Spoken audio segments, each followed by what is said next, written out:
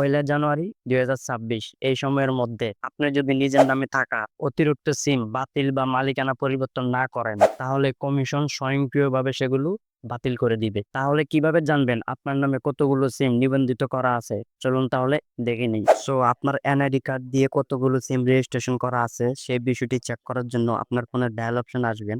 Dial অপশনে এসে এখানে আপনার ডায়াল করবেন *16001#।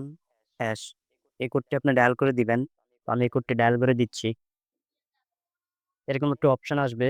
এনআইডি কার্ডের লাস্টের 4টি সংখ্যা এখানে দিয়ে দিবেন। তো আমার এনআইডি কার্ডের লাস্ট 4 সংখ্যা এখানে আমি দিয়ে দিচ্ছি। আপনার এনআইডি কার্ডের লাস্টে যে 4টি সংখ্যা থাকে সেটি দিয়ে দিবেন। দিয়ে এখানে সাবমিটে ক্লিক করবেন।